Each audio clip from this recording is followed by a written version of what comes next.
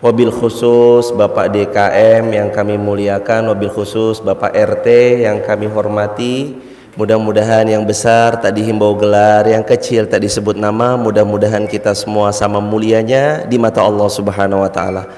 Bismillahirrahmanirrahim. Assalamualaikum warahmatullahi wabarakatuh.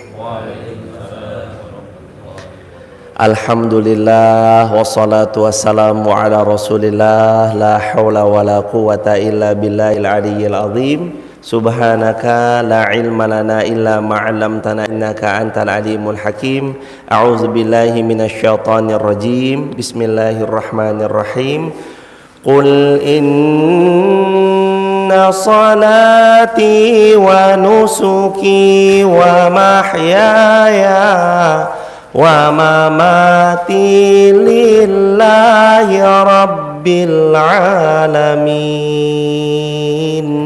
Al-ayah. Ayahanda, ibunda, hadirin Musholla Al-Ikhlas Pasir Laja, Cileueur, Bogor, sehat semua hadirin? Alhamdulillah. Mudah-mudahan selalu dalam lindungan Allah, sehatnya selalu dipakai dalam kebaikan. Yang paling penting mudah-mudahan kita terus istiqomah sampai nanti kita wafat husnul khatimah. Sholawat bertangkaikan salam teruntuk manusia paling mulia, manusia paling agung, baginda Rasulullah Muhammad sallallahu alaihi wasallam. Allahumma salli wa sallim wa barik alaih. 1400 tahun yang lalu Rasulullah sallallahu alaihi wasallam sudah sampaikan ayat yang tadi, dan insya Allah ayahanda, ibunda, kita semua sudah hafal jemaah. Qul inna salati wa nusuki wa mahyaya wa mamati lillahi rabbil alamin. Rasulullah telah menyampaikan firman Allah yang ada dalam Al-Quran surah Al-An'am ayat 162, bahwa hidup kita ini semuanya untuk Allah. Salati, salat kita untuk Allah. Wa nusuki, manasik kita, atau ada para ulama mengatakan semua varian ibadah, ya senyum kita, ya majelis ilmu kita, ya sedekah kita, ya tahajud kita, ya duha kita, ya silaturahminya kita, itu semuanya untuk Allah. Wa mahyaya, hidup kita pun untuk Allah. Wa mamati, semua matinya kita nanti juga kembali kepada Allah. Itu semua sudah Nabi sampaikan. Tapi ada kisah jamaah yang mungkin belum pernah didengar, tapi kalau kisah cerita ini pernah didengar, anggap saja murojaah. Kisahnya sahabat Rasulullah sallallahu alaihi wasallam, nama beliau Abu Darda. Nama beliau siapa hadirin? Abu Darda radhiyallahu an. Ceritanya begini. Abu Darda, sahabat Nabi yang mulia, punya rumah dekat, nggak jauh dari rumahnya Rasulullah sallallahu alaihi wasallam. Rumahnya itu sederhana luar biasa. Datang tamu ke rumahnya Abu Darda radhiyallahu anhu. Seperti biasa, Abu Darda karena langsung belajarnya sama Nabi, ngajinya sama Nabi, taklimnya, dosennya, kiainya, ustadznya adalah Rasulullah atau Nabi, maka beliau langsung terngiang-ngiang sama sebuah ingatan harus memuliakan ilmu. Karena ciri orang beriman kata Rasulullah, barang siapa yang beriman kepada Allah, beriman kepada hari akhir, fal yukrim dhaifah, hendaknya dia memuliakan semulia-mulianya tamunya, semampunya. Akhirnya Abu Darda yang dapat tamu mau memuliakan tamunya. Disuruhlah masuk tamu tersebut ke dalam rumahnya. Abu Darda yang sangat sederhana. Begitu masuk, lewati pintu, kaget tamunya. Abu Darda, inikah rumahmu, sahabat Nabi yang mulia? Kata Abu Darda, iya, ini rumah saya. Emangnya kenapa? Tamunya bertanya, di mana ruang tamunya? Ini ruang tamunya, kata Abu Darda. Lah terus di mana sofa-sofanya? Atau di mana karpet dipan-dipannya? Kata Abu Darda, ini karpetnya, ini dipan-dipannya. Ditanya lagi, apa benar ini rumah sahabat Nabi yang luar biasa sedekahnya tapi hidupnya sederhana? Jawab Abu Darda, ya, ini rumah saya. kalau kamu berkenan nanti malam nginep ya di rumah saya, kata Abu Darda sama salah seorang tamunya. Baik, insya Allah saya nginep. Tapi begitu jelang-jelang matahari tenggelam, tamunya disuruh masuk ke dalam kamar. Ditanya lagi sama Abu Darda, ditanya lagi sama tamunya, Abu Darda, apakah ini kamarmu? Iya. Sangat sederhana sekali kasurmu wahai Abu Darda, sedangkan engkau sahabat Rasul yang mulia. Ya, seperti ini kasur saya, seperti ini hidup saya. Kemana perabotan rumahmu Abu Darda? Jawab Abu Darda, perabotan rumahku ada di rumahku satunya lagi. Sofamu di mana? Sofaku ada di rumahku satunya lagi. Lah kasur mewahmu mana? Kasur mewahku ada di rumahku satunya lagi. Lah mana barang-barang istimewa yang ada di rumahmu, yang menghiasi rumahmu, yang seharusnya rumah sahabat Nabi? Ekspektasinya sudah bagus. Kata Abu Darda, simple. Semua perabotan rumahku, perhiasan rumahku, dan segala kemewahan yang harusnya ada dalam rumahku ada. Tapi aku sudah simpan di rumahku satunya lagi. Oh, jadi kamu punya rumah dua? Tanya tamunya sama Abu Darda. Iya, saya punya rumah dua. Yang satu di sini. Iya, yang satu di sini. Satunya lagi di mana yang kamu simpan perabotanmu, semua barang-barang mewahmu dan segala perabotan rumah yang bagus-bagus, sofa, kasur dan segala macamnya. Di mana satunya lagi? Kata Abu Darda, sungguh aku menyimpan perabotan rumahku, harta bendaku, dan semua kemewahan yang harusnya mengisi rumah ini ke rumahku satunya lagi. Rumah itu rumah abadi, rumah itu tidak akan pernah hancur, rusak, lapuk, dan rumah abadi itu adalah aku simpan di syurganya Allah, istanaku yang mudah-mudahan menjadi penghujung dari tempat aku nanti setelah berpulang dari dunia ini. Kaget jamaah. Begitu dijawab ternyata disimpannya di syurganya Allah. Artinya hadirin jamaah yang dirahmati Allah, itu saking luar biasanya Abu Darda. Rumahnya simple, rumahnya sederhana, padahal beliau sahabat Nabi yang mulia. Tapi luar biasanya atas pertolongan Allah, Allah gerakkan hatinya, semua perabotan rumahnya disimpan di langit. Kemewahan yang terhias dalam rumahnya yang beliau bisa kalau mau menghiasi rumahnya dengan beragam emas, intan permata atau yang lain, tapi beliau memilih menyimpan perabotan itu, kemewahan itu disimpan di syurganya Allah kelak, yang mudah-mudahan menjadi tempat tinggal kita juga besok di hari akhirat kelak. Hadirin jamaah yang dirahmati Allah, kisahnya Abu Darda, hikmah yang pertama, kita punya perabotan boleh, kita punya sofa yang bagus indah boleh, punya kasur yang empuk nyaman harganya lumayan cukup di kantong kita boleh, punya jam, handphone yang prima, kendaraan yang nyaman ditunggangi, rumah yang asri boleh. Tapi jangan sampai lupa jamaah, jangan sampai lupa bahwa semua yang hari ini kita punya itu temporary, bukan permanen. Ayahanda, ibunda, saya izin tanya, kira-kira rumah kita mau dihuni sampai 200 tahun atau enggak? 200 tahun enggak jamaah kira-kira? 5 tahun renovasi. Waduh, 5 tahun aja renovasi. Aduh, Abi mohon maaf, ini bocor, ayo dibenerin. Abah tolong ini tangganya kayaknya tinggi banget, ayo dipendekin. Itu dunia. Dia akan direnovasi menyesuaikan siapa penghuninya. Ada jamaah waktu muda rumahnya naik ke atas, Allahu Akbar walillahilham. Selamat datang Pak, ahlan wa sahlan. Tapi ketika sudah senja, 1 jam? Gak apa-apa. Oh ya baik, oke, gak apa-apa ya Anda. Tapi ketika sudah senja, rumah tingginya yang luar biasa diturunin lagi jamaah, dibobok lagi tangga-tangganya, dihancurkan lagi tangga-tangganya. Itulah kalau rumah di dunia. Tapi kalau rumah di syurganya Allah, Qul inna salati wa nusuki wa mahyaya wa mamati lillahi rabbil alamin. Kalau hidup kita, mati kita, sholat kita, ibadah kita, semuanya untuk Allah, semata-mata untuk Allah.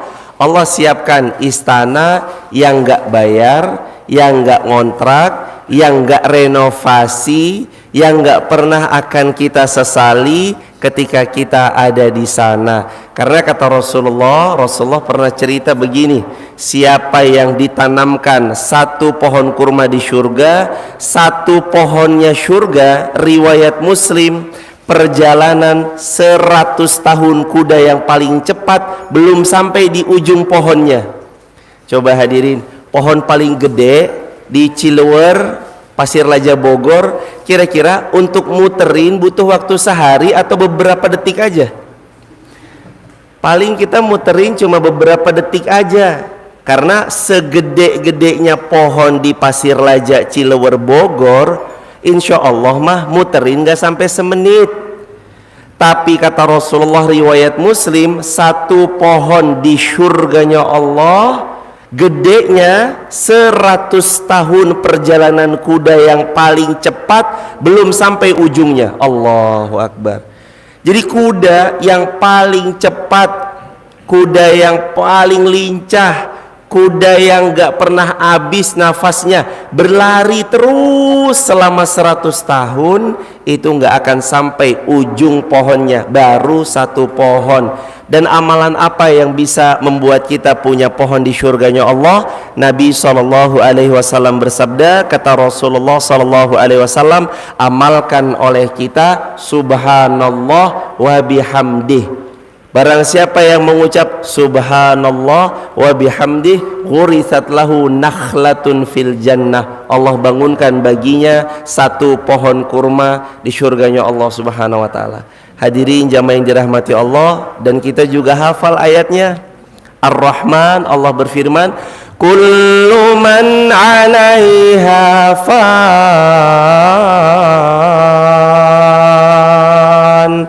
kullu man 'alaiha fan,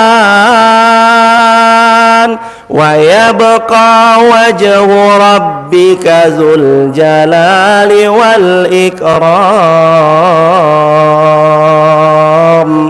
Kullu man 'alaiha fan, semua yang kita pegang hari ini fan, fana, fan akan musnah, fan sementara, jabatanmu sementara, harta yang Allah titipkan padamu sementara, tungganganmu kau tunggangi sementara, rumah yang kau tempati yang asri, yang nyaman, yang lapang, itu pun sementara, ilmu yang lagi Allah titipkan di kepala kita ini pun sementara.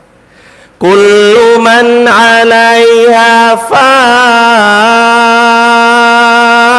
segala yang kalian punya fana, yang kekal apa? Wa yabqa wajhu rabbika dzul jalali wal ikram.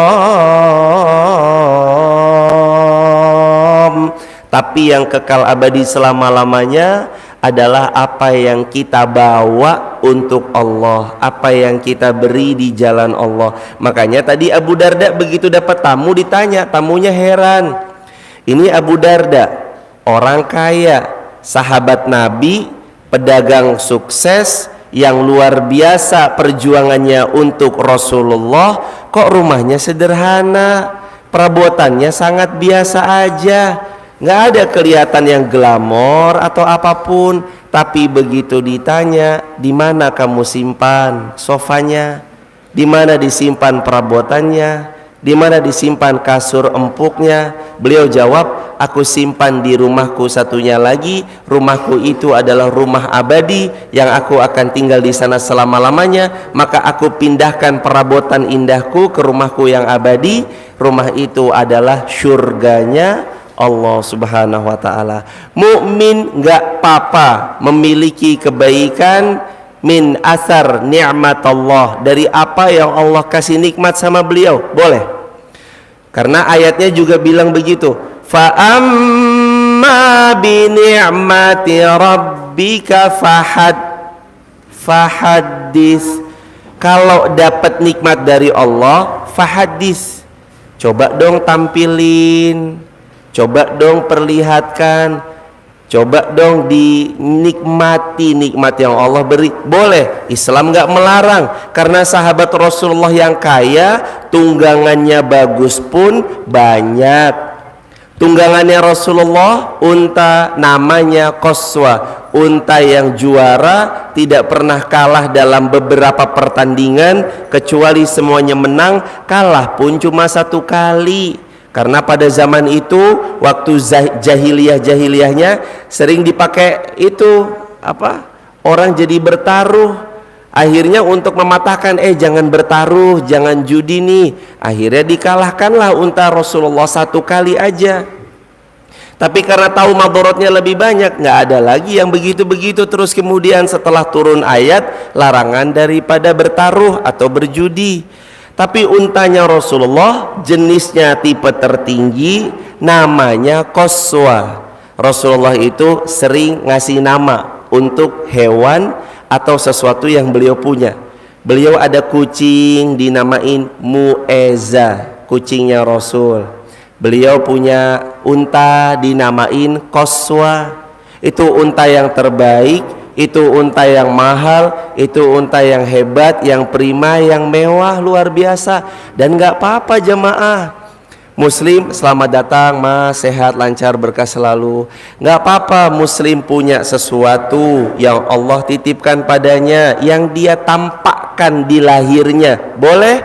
Boleh. Tapi jangan lupa tabungan kita yang sebenarnya adalah di akhirat. Di dunia, tadi saya nanya 200 tahun kita tinggal ya pak? Kayaknya kalau rumah 200 tahun, aduh jamaah, mungkin kita udah nggak bisa nikmatin. Jangankan 200 tahun, kadang sampai 80 tahun, minum, makan, sudah dijaga. Ibu, cucunya ngelihat ibu makan kacang-kacangan, langsung dibilang, mbah jangan makan kacang ya mbah, nanti asam urat. Gula banyak-banyak, mbah jangan banyak-banyak, yang ada gulanya nanti dia diabetes. Itu dunia. Memang dunia mah untuk tempat tinggal yang sementara. Kalau orang Jawa bilang urip mung mampir ngombe, hidup itu mah cuma numpang minum. Kalau kita tamu ke rumah orang, apakah kita akan selamanya bertamu? Enggak. Paling cuma sejam, 2 jam, sehari, 2 hari, 3 hari. Kan Nabi bilang begitu, bertamu jangan lama-lama ya, maksimal 3 hari, 4 hari, sekian. Walaupun Nabi juga pernah bertamu di tempat orang tua istri beliau. Dalam riwayat Muslim ada yang mengatakan 3 hari, dalam riwayat Muslim Nabi pernah 7 hari, dalam riwayat Imam Muslim Nabi pernah 9 hari, dalam riwayat-riwayat yang lainnya Nabi juga pernah ada maksimal di atas 9 hari lebih dikit, tapi tidak sampai sebegitu lamanya. Itulah hidup, kata Rasulullah. Kita tuh kayak lagi neduh di bawah pohon rindang. Summa raha, kata Nabi, istirahatlah bentar, rebahan. Raha itu istirahat. Istirahat bentar ya, rebahan. Summa raha, kemudian istirahat sebentar, fatarokaha. Terus pohon yang rindang itu ditinggalin lagi jemaah.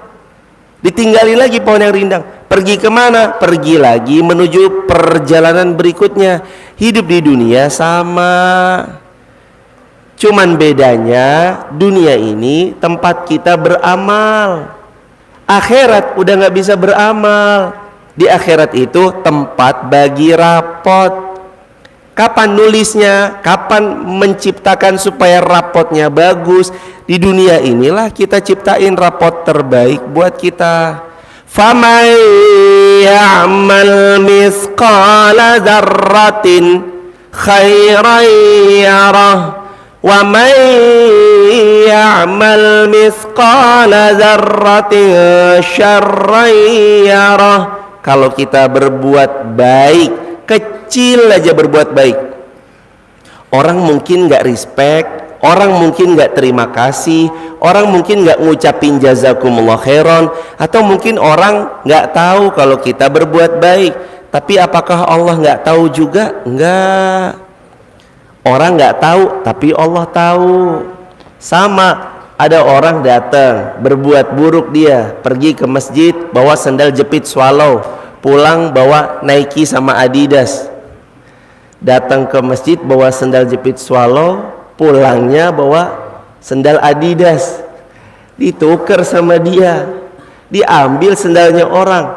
Mungkin gak ada CCTV yang ngerekam, tapi Allah tahu. Seburuk apapun perlakuan kecil, Allah tahu jemaah. Dan saat Allah tahu dia berbuat buruk, Allah balas sempurna. Karenanya di dunia semuanya harus untuk Allah. Jangan sampai di dunia mah hanya untuk jabatan, rugi jemaah. Jangan sampai di dunia mah hanya untuk gila pangkat, rugi. Jangan sampai di dunia hanya untuk sekedar mengejar hormatnya manusia, rugi. Manusia mah kadang lupa, manusia mah kadang nggak tahu terima kasih. Kan Allah udah mensifati itu dalam Al-Quran surah Ibrahim ayat 33 ayat 34. Wa in ta'uddu ni'matallah la tuhsuha innal insana la zalumu kaffar. Allah kasih tahu sama kita, wa in ta'uddu ni'matallah, kalau kita mau hitung semua nikmat yang Allah kasih, la tuhsuha, niscaya kita nggak akan pernah mampu menghitung nikmat yang Allah kasih. Stop sampai di situ, kita nggak mampu hitung? Belum. Kita nggak mampu menghitung nikmat Allah itu bukan karena kita nggak punya handphone, kalkulator canggih, bukan karena kita nggak punya alat perhitungan canggih, bukan.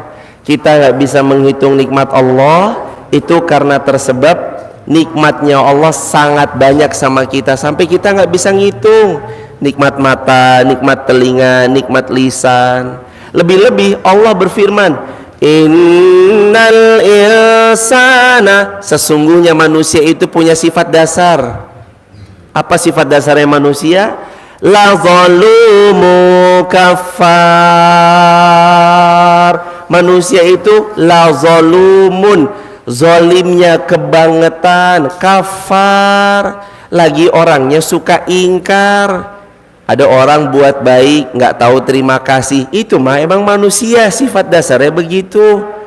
Ada orang ini dan itu pernah menolongnya tapi dia lupa, emang sifat dasarnya manusia mah begitu. Suka ingkar nikmat, kadang merasa pede dengan nikmatnya, karena merasa pede, kadang merasa pede dengan amalan-amalannya. Ada cerita tadi yang pertama kisahnya sahabat Abu siapa jamaah? Abu Darda. Yang kedua kisahnya umatnya Nabi Musa. Jadi umatnya Nabi Musa umurnya 600-an tahun kira-kira. Terus 500 tahun tuh dipakai ibadah. Ya ibadah sama Allah aja, ibadah.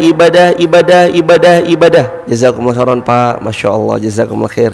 Sampai jamaah ceritanya Allah subhanahu wa ta'ala terus kemudian manggil, hei umatku sini, umatnya Musa sini.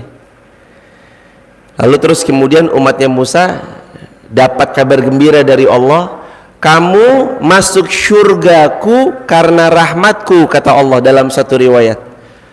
Ya Allah, umatnya Musa komplain sama Allah, ya Allah, saya masuk syurga bukan karena rahmatmu, tapi karena saya ibadah 500 tahun ya Allah, kata umatnya Musa. Allah jawab, enggak, kamu masuk syurga karena rahmatku, kata Allah. Kata umatnya Musa, ya Allah, ibadah saya nih 500 tahun ya Allah. Allah jawab lagi, karena rahmatku kamu masuk syurga.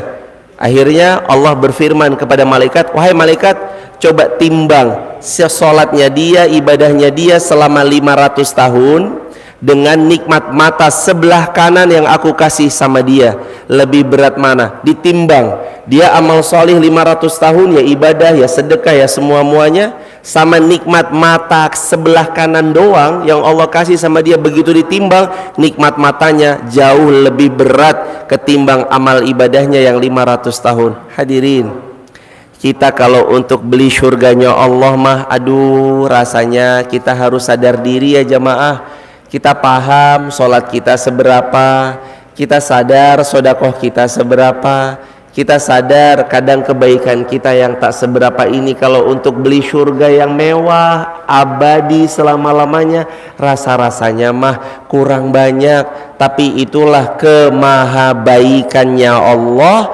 Allah kasih rahmatnya Allah untuk siapa yang Allah kehendaki.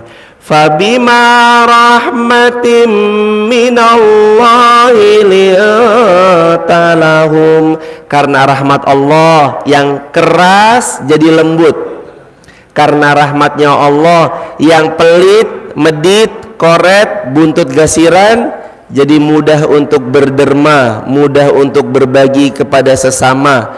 Karena rahmat Allah, seorang yang tadinya keji, rusak, banyak maksiatnya, berubah jadi solih, jadi istiqomah, jadi dapat hidayah. Karena rahmatnya Allah, kita yang tadinya malas beramal jadi rajin semangat beramal.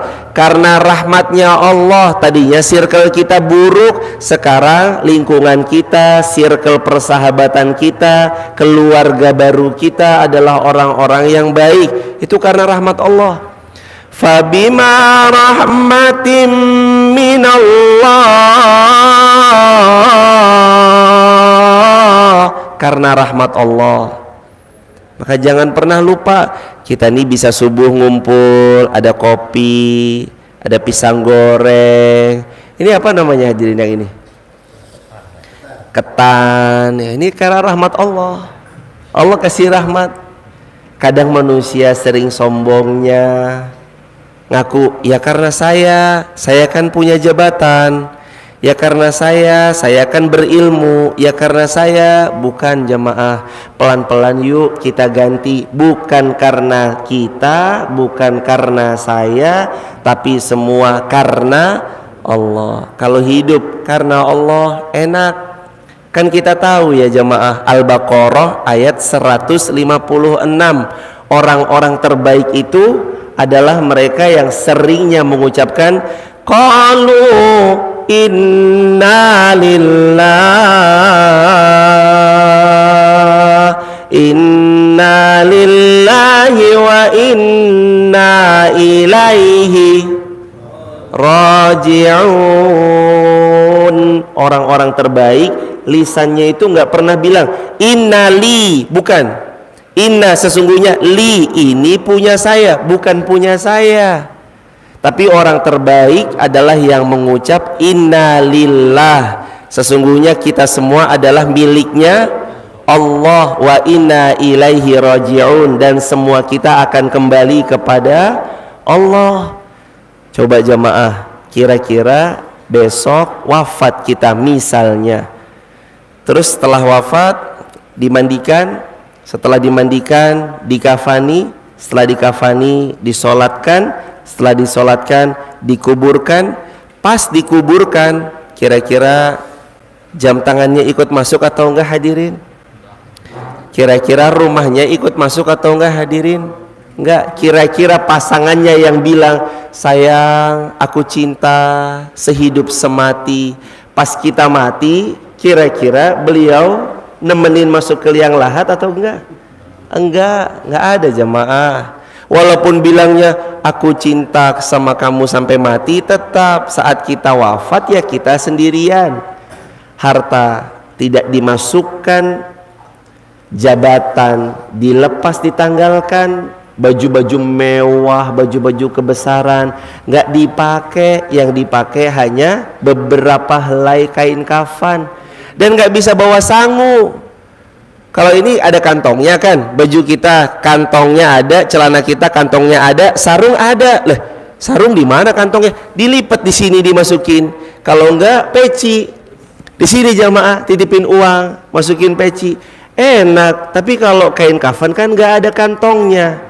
Kenapa? Kata para ulama, karena kita tidak bisa membawa satu bekal pun saat menghadap kepada Allah kecuali yang kita bawa adalah amal. Kata Rasulullah, yutbi'ul mayyit salas, yang ikut sama mayit 3, 2-nya balik, 1-nya tetap menemani. Ya Rasulullah, yang balik apa? Ahluhu wa maluhu yarji, keluarganya balik, maluhu hartanya balik.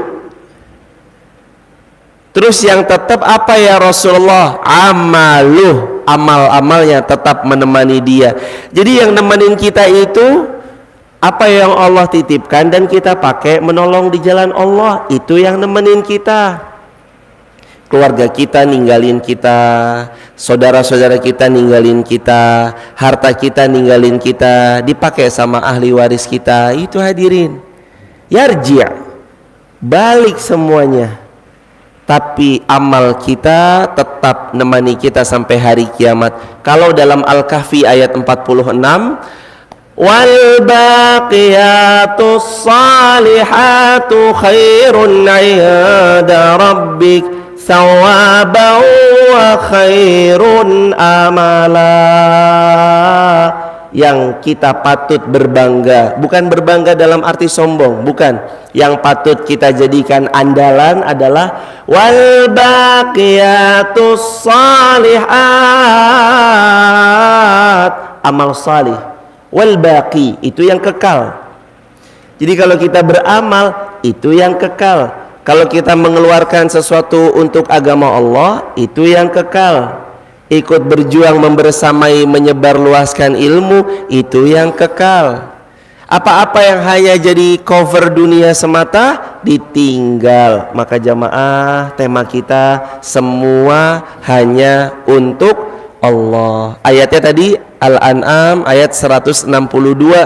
Qul inna salati wa nusuki wa mahyaya wa mamati lillahi rabbil alamin. Emang semuanya harus untuk Allah. Kalau bukan untuk Allah, kepala puyeng jamaah. Beliin sejadah, Pak tolong ya, nanti dikirimnya pas azan maghrib aja.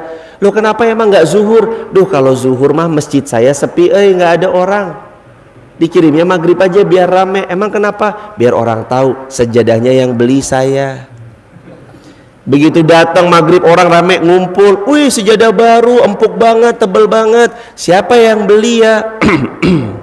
Dia batuk ya mah. Kalau kita beramal solih cuma mengharap pujian manusia, capek. Kalau nggak dapat pujiannya, kecewa. Mau tahu Nabi kabarin apa? Itu syirik asghar. Syirkul asghar, syirik kecil, diantaranya adalah riya. Beramal solih inginnya hanya sekedar dipuji manusia. Makanya amal soleh mah los aja jamaah, kata anak muda zaman sekarang, nothing tulus, los aja. Amal soleh ini notabene istilah yang sering dipakai leluhur-leluhur, tapi ya kadang ada benernya. Amal soleh itu 2L. Amal soleh 2 apa? 2L. Yang pertama diulangi ya jamaah, lakukan. Yang kedua lupakan. Yang kedua apa? Jadi amal soleh 2L. Yang pertama lakukan, yang kedua lupakan. Itu aja udah. Iya.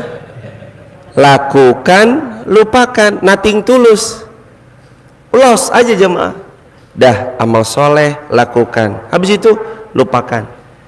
Kalaupun nanti orang itu yang mengingatkan kita, nggak apa-apa, karena saking bersyukurnya beliau, makasih ya Pak, Masya Allah, ini itu, makasih ya Bu, Masya Allah, ini itu. Itu ya karena saking beliau bersyukurnya diingatkan. Tapi kita mana ting tulus saja, lakukan, lupakan, lakukan, lupakan. Karena siapa yang berharap pujian manusia hanya dapat pujian manusia. Siapa yang berharap penghormatan hanya akan dapat penghormatan. Tapi siapa yang berharap cintanya Allah, ridhonya Allah, kasih sayangnya Allah, maka Allah akan beri cintanya, ridhonya dan kasih sayangnya sama seorang hamba yang beramal karena Allah Subhanahu wa taala. Yuk semua untuk Allah. Nanti makan untuk Allah, minum untuk Allah, kita zikir, tafakur untuk Allah. Ada tamu kita muliakan ya karena Allah. Ada sahabat kita muliakan ya karena Allah. Ada tetangga yang sakit kita jenguk, itu karena Allah. Ada yang wafat kita ziarahi, itu ya karena Allah. Ada yang wafat kita bantu untuk mengkafani, menyolati, memandikan dan segala bentuk macamnya, itu ya karena Allah. Menjadi tetangga yang saling hatinya berlapang dada, menjaga lisannya penuh dengan baik sangka, itu ya karena Allah, bukan karena manusia. Capek jamaah kalau kita beramal karena manusia terus, capek, gak ada habisnya. Saat manusia mengecewakan kita, saat itu amalnya terhenti, kan sayang. Loh kenapa pak gak sholat? Habis saya dibilang orang soleh, soalnya selalu rajin ke masjid. Lah kok cuma karena ucapan manusia amal solehnya terhenti? Ini kan jangan jamaah. Ada manusia nggak apa-apa bilang soleh banget ya pak, sekarang sholatnya di masjid terus kayak malaikat aja. Yo nggak apa-apa, alhamdulillah, mohon doanya biar istiqomah. Jangan dibalas, iya saya kayak malaikat daripada kamu kayak setan. Waduh, jangan jemaah. Yang penting mah kita ya tetap harus baik, lisan dijaga. Boleh jadi menurut kita mah ringan, enteng banget.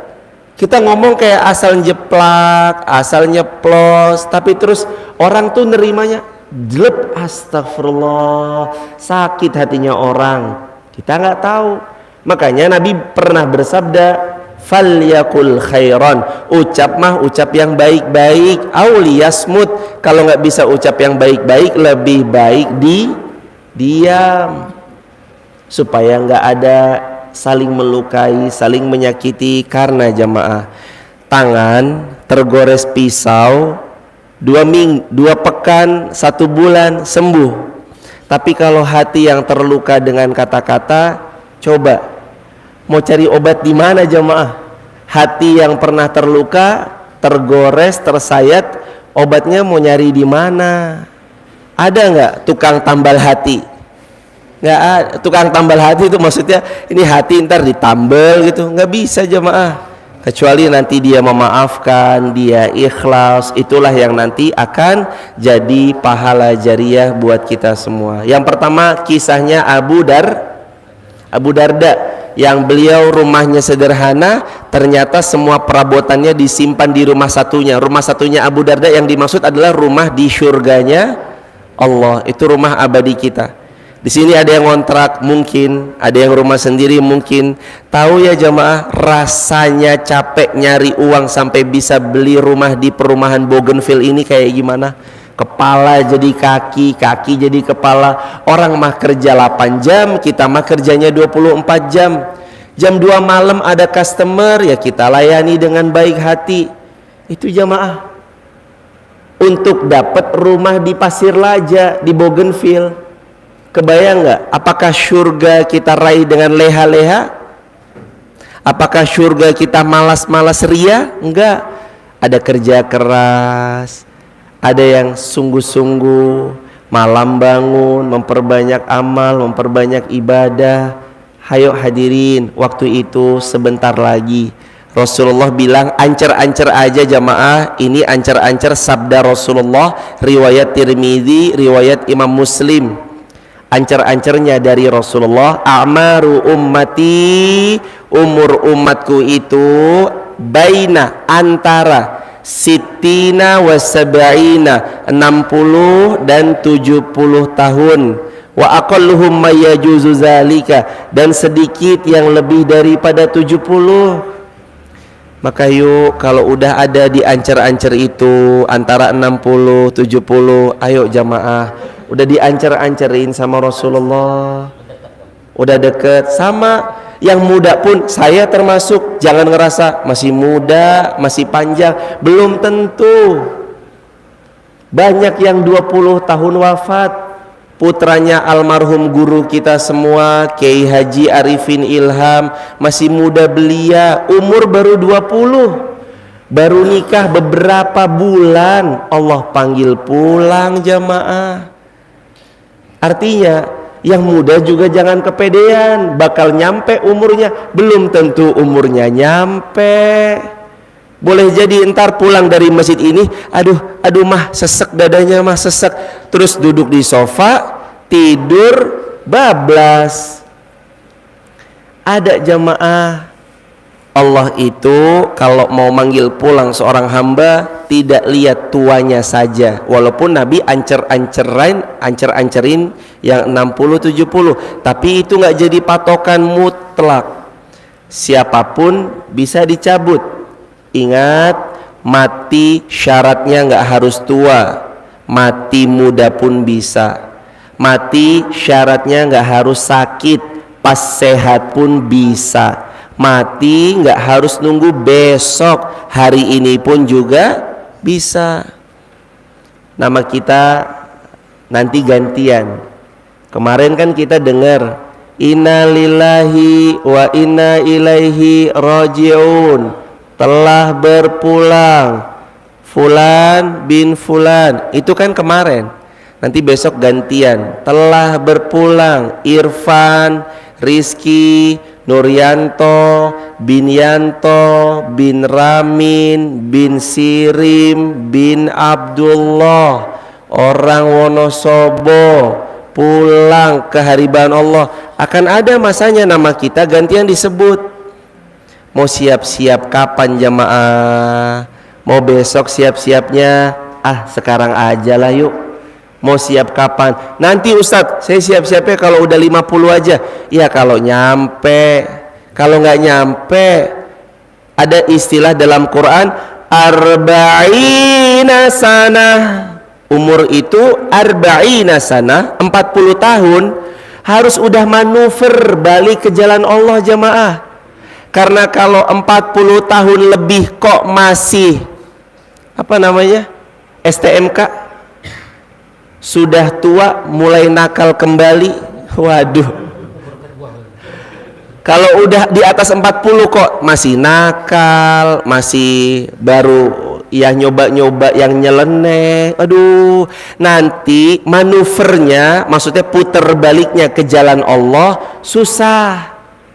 Kan para ulama bilang, makanya kalau mau tobat jangan sampai, walaupun jamaah yang di atas 60 pun kalau mau tobat Allah kehendaki mah bisa-bisa aja. Tapi kan kita jangan sampai jamaah. Karena kalau udah 40 tahun, pola fikirnya sudah kebentuk, hariannya sudah kebentuk, circle-circle-nya mah udah kebentuk. Illa kecuali ma rahimah rabbi dalam Quran, kecuali siapa yang Allah rahmati. Tapi kalau qadarullah udah umur 40 tahun masih aja nakal, aduh, manuvernya susah, puter balik ke jalan Allahnya susah. Makanya taubat sebelum 40, kalau bisa tracknya udah on the track. Sebelum 40 jalurnya udah jalur lurus, lempeng aja udah jamaah.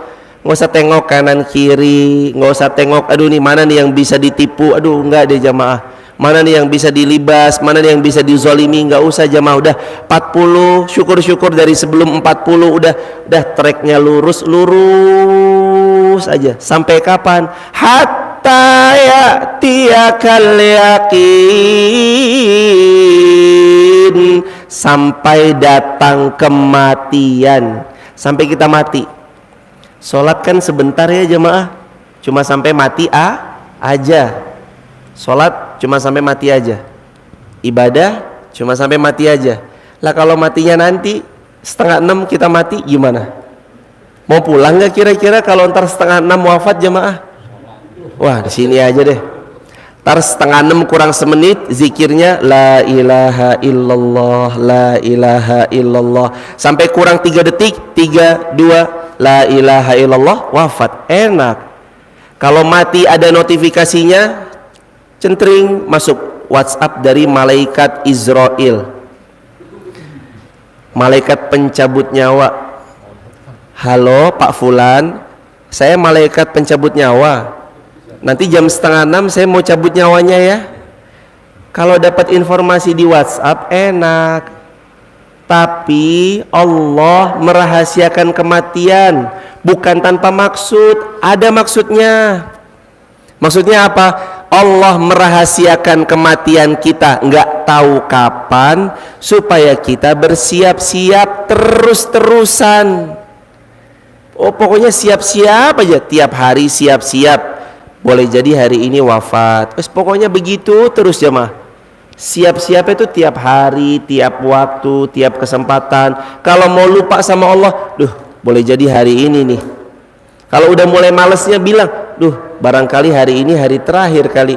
Kalau udah mulai lupa, cintanya terlalu amat sangat sama dunia, boleh jadi gila dunia lagi, gila-gilanya mati lagi nih. Harus ingat itu terus jemaah. Selalu mengingat kematian, kata Rasul, ciri orang cerdas. Jadi orang cerdas, Nabi mah simple, nggak perlu, bukan yang A, B, C, X, Y, Z persyaratannya. Orang cerdas sering ingat mati. Karena ingat mati, dia siapin bekal. Karena ingat mati, dia nggak sombong. Karena ingat mati, hatinya lembut. Setiap kali potensi amal solih lewat, tergerak. Amal solih lewat, tergerak. Amal solih lewat, tergerak. Walaupun jamaah dia tahu bahwasanya hidupnya penuh dengan apa yang Allah titipkan, tapi kalau ingat mati, ia juga akan tahu kemana hartanya mesti didistribusikan. Gak kerasa 1 jam udah, tapi ngomongnya rasa 1 menit, bentar banget udah 1 jam. Kita akan buka tanya jawab, lebih tepatnya diskusi ringan, sharing santai. Kalau ada yang mau didiskusikan atau ditanyakan, waktu dan tempat disilahkan. Untuk sahabat di TikTok, YouTube, Instagram, kalau ada yang berkenan bergabung di grup WhatsApp kajian saya, sahabat bisa tap link di bio, sebut namanya, asal kotanya, asal negaranya. La ilaha illallah wahdahu la syarikalah, lahul mulku wa lahul hamdu, yuhyi wa yumit, wa huwa ala kulli syai'in qadir. Waktu dan tempat untuk diskusi dipersilakan. Ada hadirin, silahkan. Sehat-sehat Bapak Ibu, Masya Allah. Gak ada yang nanya, saking fahamnya ini jemaah. Ada pertanyaan? Fadhol hadirin. Ahlan ayahanda, ahlan. Dari Pak siapa Pak? Assalamualaikum warahmatullahi wabarakatuh. Waalaikumsalam warahmatullahi wabarakatuh.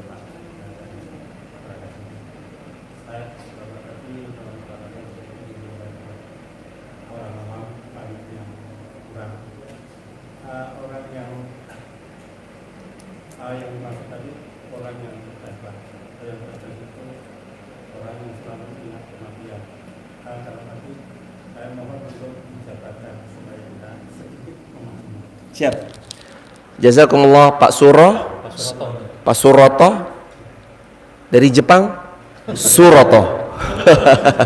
Aduh. Sehat Pak Suroto, barokah sekeluarga dan hadirin Musola Al-Ikhlas Pasir Laja Cilewer Bogor, semoga dimuliakan Allah dan semua kaum muslimin dimanapun dimuliakan Allah. Penjabaran yang lebih banyak tentang orang yang cerdas yang banyak mengingat kematian.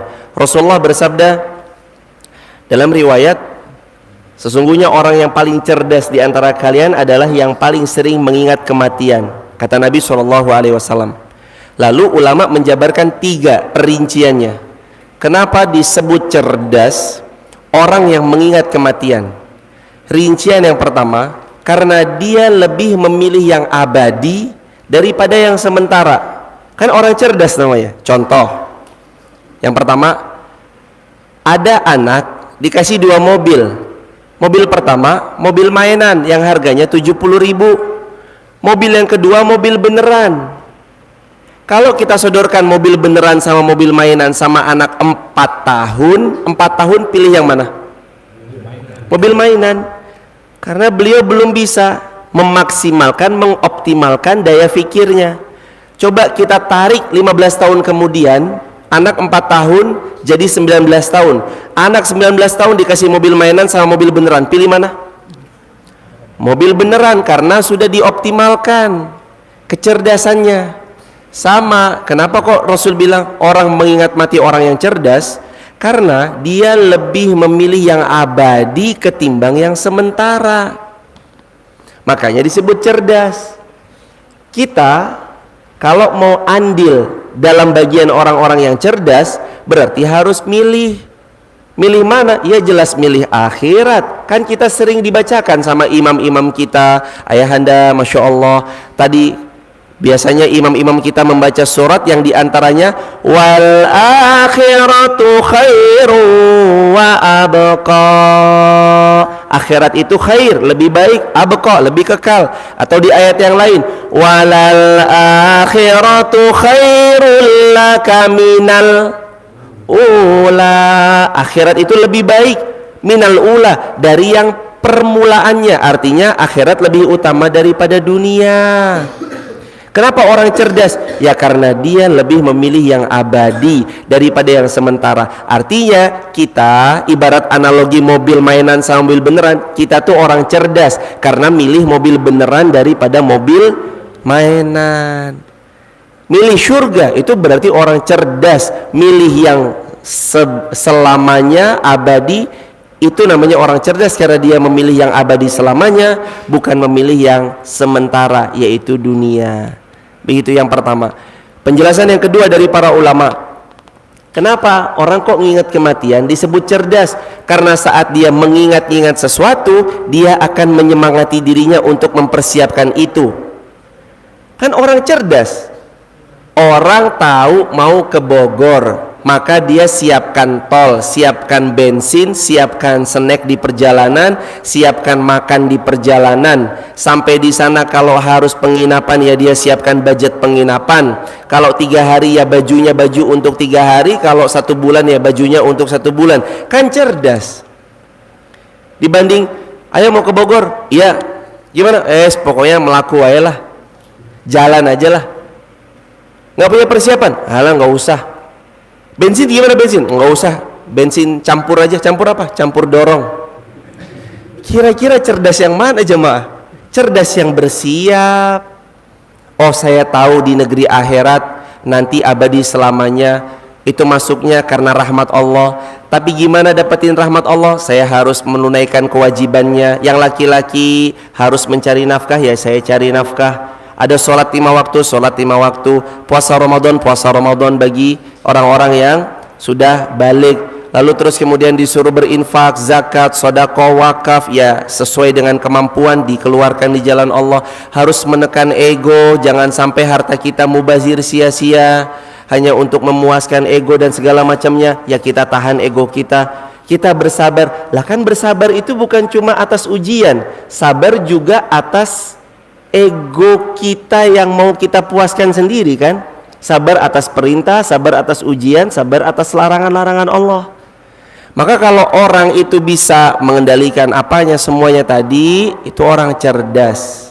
Karena dia mementingkan akhirat. Ini jauh lebih bermanfaat, maka saya siap-siap. Itu orang cerdas. Yang terakhir, kenapa orang yang sering ingat kematian disebut orang yang cerdas? Karena dia betul-betul faham tempat sejati adalah negeri akhirat. Itu sebabnya karena orang jadi lembut hatinya, gak sombong, rendah hati. Terus kemudian bukan orang yang menyombongkan apa yang dia miliki, tapi semua milik Allah. Itulah orang yang cerdas, yang menyadari semua dititipi. Terakhir, jamaah, saya ngajak buat diri saya, dan saya ngajak jamaah semua, yuk punya prinsip tukang parkir. Prinsipnya siapa? Tukang parkir. Prinsip tukang parkir itu 3. Motor banyak, mobil banyak, nggak pernah sombong. Prinsip yang pertama, motor banyak, mobil banyak, nggak pernah sombong. Yang kedua, mobil gonta-ganti, motor gonta-ganti, bukan tiap hari tapi tiap menit gonta-ganti, nggak pernah tinggi hati. Motor mobil gonta-ganti nggak pernah tinggi hati. Yang terakhir, prinsip tukang parkir yang ketiga, motor habis diambil sampai habis, mobil diambil sampai habis, nggak sakit hati. Ada tukang parkir, jangan diambil. Wah, ini motor saya, ini mobil saya. Nggak ada. Prinsip tukang parkir, motor mobil banyak nggak sombong. Motor mobil gonta-ganti nggak tinggi hati. Motor mobil diambil semua sampai habis nggak sakit hati. Jadilah orang yang cerdas. Dunia lagi dititipin, Masya Allah rumahnya mewah, rumahnya bagus, titipan. Semuanya pokoknya mah titipan. Karena kita dititipi, ayo pakai yang dititipi untuk sebaik-baiknya. Yang punya mobil bawa ke masjid. Sesekali, Pak, Ibu, saya dengan senang hati, kalau ada di antara ayahanda, ibunda ada yang berkenan silaturahmi ke Wonosobo, silahkan pakai mobilnya ke Wonosobo. Nanti kita ngaji, sholat di Masjid Muhammad Al-Fatih atau di Masjid Fatimah Garung. Gak apa-apa jamaah. Mobil tuh jangan sampai keterangannya kemana mobil, keterangannya mall. Kalau di Bogor ada apa namanya? Mall apa?